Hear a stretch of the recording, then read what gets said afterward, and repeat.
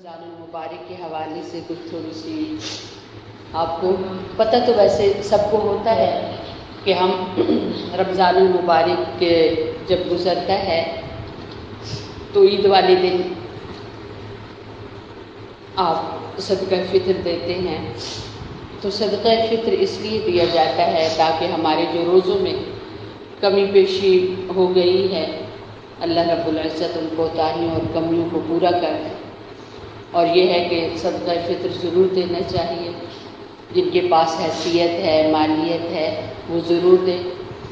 اور یہ ہے کہ کسی کے پاس اگر زیور ہے سونا ہے 7.5 تولے یا اس سے کم تو اگر کم ہے تو وہ چاندی کے حساب سے 52.5 تولے چاندی اگر کسی کے پاس ہے یا اتنے پیسے ہیں تو پھر یہ ہے کہ وہ اپنا صدقہ فطر دے.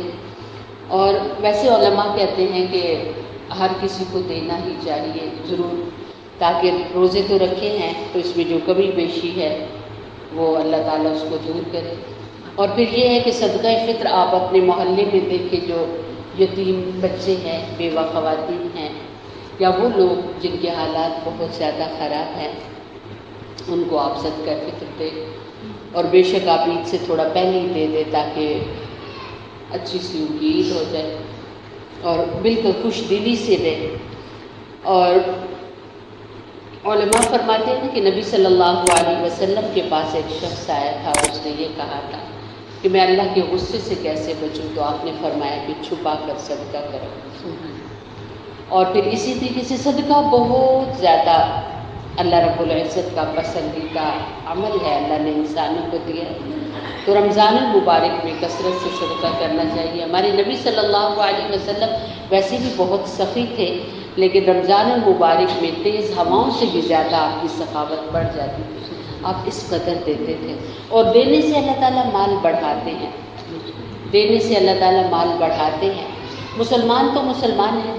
ایک عالم صاحب بیان فرما رہے تھے کہنے لگے کہ وہ دلی میں تھے تو وہاں وہ صاحب امام تھے تو فرمانے لگے کہ ہمارے محلے میں بہت سارے سکھ رہتے تھے تو سکھوں میں یوں خرچ کرنا بہت زیادہ ہے غریب غربا پر لٹانا اپنا مال بہت زیادہ ان کے اندر ہے. بس دین نہیں ہے تو اس لیے مذہب نہیں ہے تو اس لیے اس کا کوئی کاؤنٹ بھی نہیں ہوتا لیکن وہ انسانوں پر بہت خرچ کرتے ہیں. تو وہ بزرگ فرمانے لگے وہ عالم دین فرمانے لگے کہ ایک سکھ دوست تھا ان کا تو انہوں نے بتایا کہ میں نے اپنا کاروبار شروع کیا تو اپنے کاروبار میں سے میں ایک حصہ نکالتا یعنی 100 میں سے میں 10 روپے نکالتا تھا غریبوں پر خرچ کرتا تھا اور تھوڑے ہی عرصے میں اس قدر ہو گیا میرا مال اس قدر بڑھ گیا کہ اب میں اپنا آدھا مال جو ہے وہ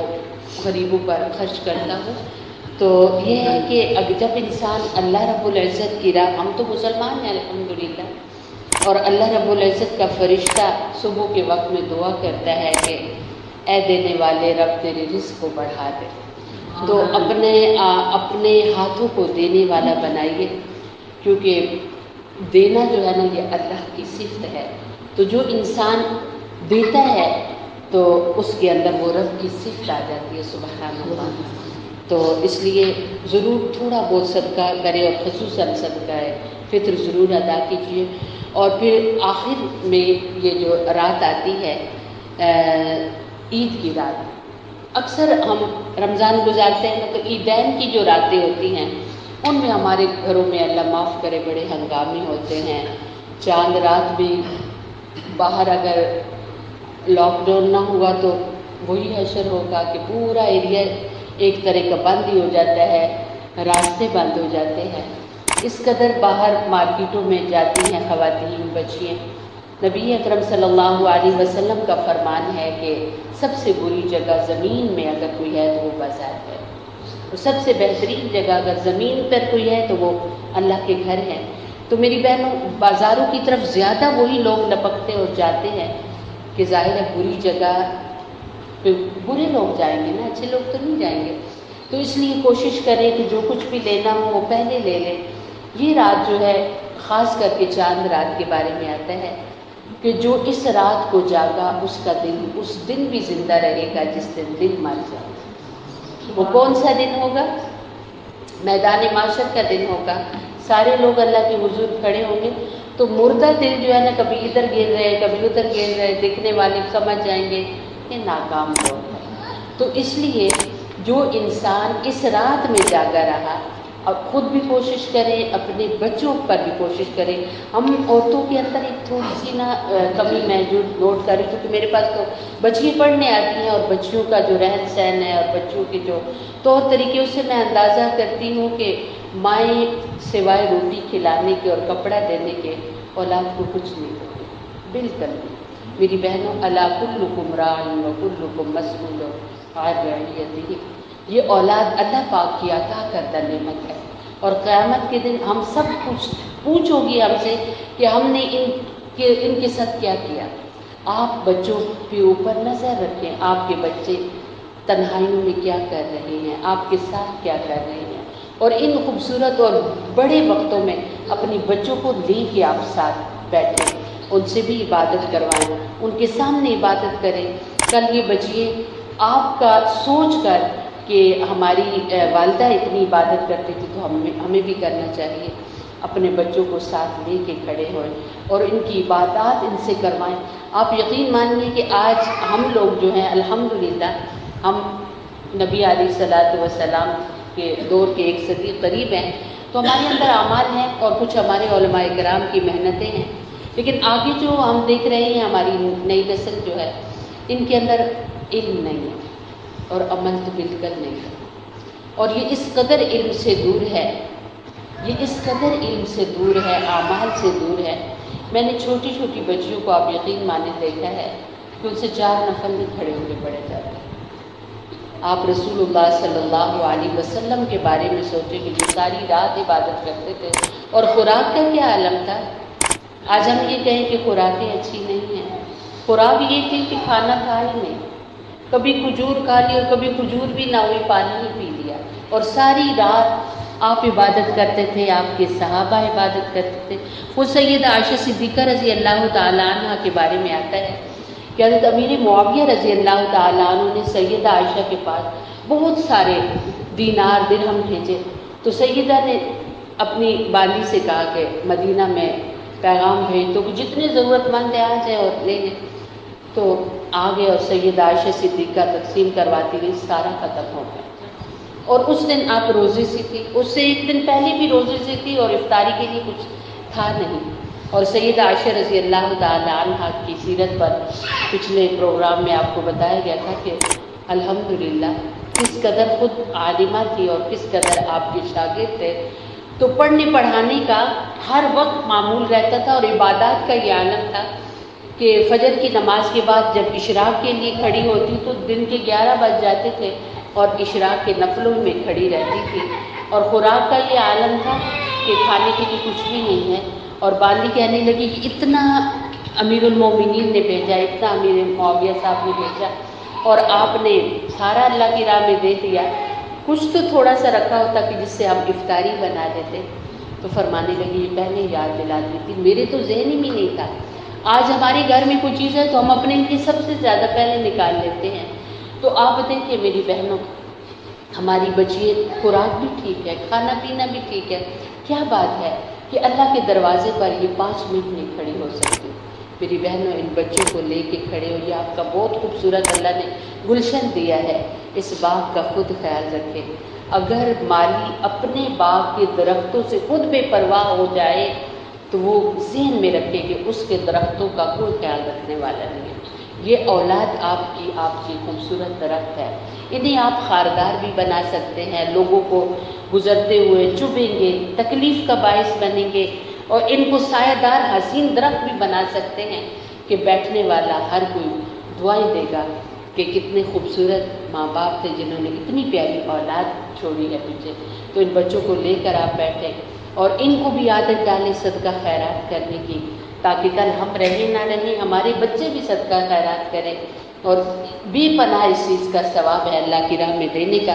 تو اس رات میں جو میں بتا رہی تھی کہ وہ رات اپنے بچوں کو بازار میں لے کے جانے کے بجائے آپ اللہ کے دروازے پر لے کے بیٹھے۔ آپ دیکھیں کہ دنیا کی ہر چیز آپ اپنی بچیوں کو دے رہی ہیں، میں دے رہی ہوں، لیکن کیا بات ہے کہ بچی سکھی نہیں ہے اپنے گھر میں۔ دنیا کی ہر چیز اپنے بیٹے اپنی بہو پر آپ خرچ کرتے ہیں، کتنے ارمانوں سے گھر میں لے کے آتے ہیں، لیکن آتی ہے اگر وہ کسی کو سب سے زیادہ برا جانتی اور مانتی ہے تو وہ ساس اور سسر ہے۔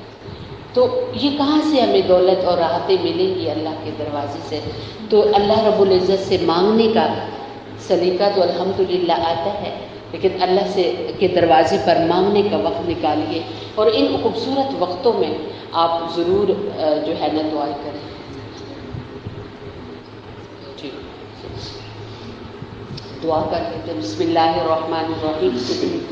اللہم صلی علی محمد وعلی آل محمد کما صلیت علی ابراہیم وعلی آل ابراہیم انک حمید مجید۔ ربنا آتنا فی الدنیا حسنہ وفی الآخرۃ حسنۃ وقنا عذاب النار۔ اے اللہ ہم سب کا مل بیٹھنا قبول فرما۔ اے اللہ جتنا کہا سنا عمل کی توفیق عطا فرما۔ اے اللہ چھپے علانیہ گناہ معاف فرما۔ اے اللہ اگلے پچھلے گناہ معاف فرما۔ اے اللہ چھوٹے بڑے گناہ معاف فرما۔ اے اللہ ہماری بیماروں کو شفا عطا فرما۔ اے اللہ جو پریشان ہیں سب کی پریشانیاں دور فرما۔ اے اللہ جو دکھوں میں تکلیفوں میں گھرے ہوئے لوگ ہیں سب کے دکھ تکلیفیں دور فرما۔ اے اللہ پوری دنیا میں اس بیماری کی وجہ سے جو حالات خراب ہیں یا اللہ حالات کو درست اور ٹھیک فرما دیجیے۔ اے اللہ اپنے گھروں کے در و دیوار در و دروازے ہم سب مسلمانوں کے لیے کھول دیجیے۔ اے اللہ ہمارے گناہوں کی نحوست ہے کہ تیرے گھر کے دروازے ہم مسلمانوں پر بند ہو گئے۔ اے اللہ اپنے گھر کے دروازے یا اللہ کعبۃ اللہ کے ارد گرد پھرنا وہ صفا مروہ کی سعی مسلمانوں کی قسمت میں پھر سے کر دیجیے۔ اپنے گھروں کی رونقوں کو پھر سے بحال کر دیجیے یا ارحم الراحمین۔ اللہ جتنی خیر کی دعائیں مانگی ہیں ہمارے نبی صلی اللہ علیہ وسلم نے ہمارا پورا پورا ان میں حصہ عطا فرمائیے۔ اے اللہ جتنی شرور سے پناہ مانگی ہے ہمیں ان سے بچائیے یا ارحم الراحمین۔ اللہ رمضان المبارک کا مہینہ آپ کا مہمان مہینہ، یا اللہ ہم اس کی اس طرح قدر نہ کر سکے، ہم اس کی اس طرح آؤ بھگت نہ کر سکے جیسے کرنی چاہیے تھی۔ اے اللہ ہماری کوتاہیوں کو معاف فرما دیجیے، ہماری ان غلطیوں کو معاف فرما دیجیے، ہماری ان سستیوں کو معاف فرما دیجیے۔ یا اللہ جو تھوڑے سے لمحے رہ گئے ہیں خوب کمائی کرنے والا بنا دیجیے، ہمارے بچوں کو، ہماری لڑکیوں کو، ہمارے جوانوں کو، ہمارے بوڑھوں کو یا اللہ اپنے در و دیوار سے لپٹ کر مانگنے والا بنا دیجیے یا ارحم الراحمین۔ اللہ جو اعتکاف بیٹھے ہو سب کا اعتکاف اپنی بارگاہ میں قبول کر کے یا اللہ پوری دنیا سے اس زوال کو ہٹا دیجیے یا ارحم الراحمین۔ اللہ جو بچوں نے قرآن یا اللہ سنایا ہے یا اللہ مصلی پر کھڑے ہو کے تراویح میں یا اللہ ان تمام قرآن کا حفاظ کا قرآن قبول فرما لیجیے یا اللہ جو ہمارے بچے بچیاں یا اللہ اس سعادت سے محروم رہ گئے یا اللہ آئندہ رمضان میں یا اللہ انہیں بھی یہ سعادت نصیب فرما دیجیے یا اللہ اپنے قرآن کے ساتھ سچا عشق اور محبت عطا فرمائیے۔ اے اللہ اپنے قرآن سے سچی لگن عطا فرمائیے یا ارحم الراحمین۔ اللہ جتنے بیمار ہیں سب کو شفا دیجیے یا اللہ خصوصاً میرے نانی جان بیمار ہیں یا اللہ اپنے خزانوں سے یا اللہ ان کے ساتھ رحم کا معاملہ فرما دیجیے، ان کے ساتھ آسانیوں کا معاملہ فرما دیجیے یا اللہ ہم جتنے یہاں بیٹھے ہوئے ہیں سب کا اور جہاں تک آواز جا رہی ہے یا اللہ سب کی دلوں کی نیک حاجتوں کو پورا فرمائیے۔ ہم جتنی مائیں ہیں ہمارے بچوں کو یا اللہ نیک صالح بنائیے، ہماری آنکھوں کی ٹھنڈک بنائیے۔ اے اللہ اپنا سچا اور فرما بردار بنائیے۔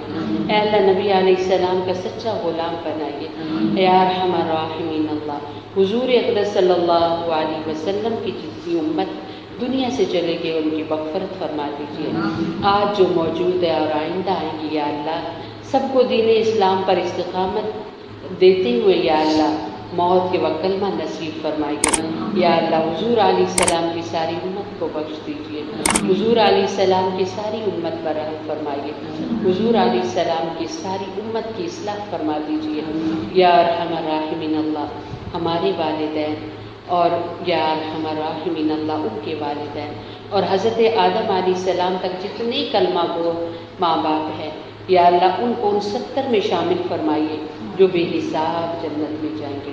اے اللہ جتنا مانگا وہ بھی عطا فرما دیجیے، نہ مانگ سکی بن مانگے عطا فرمائیے۔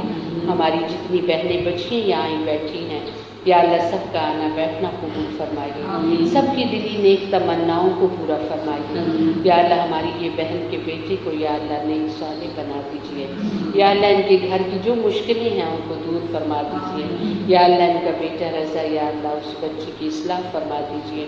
تمام مائیں یا اللہ جو بھی اپنی اولاد کی وجہ سے پریشان ہیں یا اللہ تمام اولادوں کو نیک بنا دیجیے، اپنے ماں باپ کی دعائیں لینے والا بنا دیجیے۔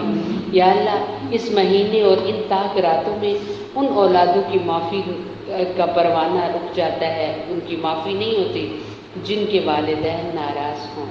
یا اللہ ہر ماں باپ کے دل کو اولاد کے لیے خوش کر دے، ہر اولاد کو اپنے ماں باپ کے لیے نیک بنا دے۔ یا اللہ جو مانگا وہ بھی عطا فرما، اپنی نااہلی کی وجہ سے نہ مانگ سکے بن مانگے عطا فرما۔ سبحان ربک رب العزت عما یصفون وسلام علی المرسلین والحمد للہ۔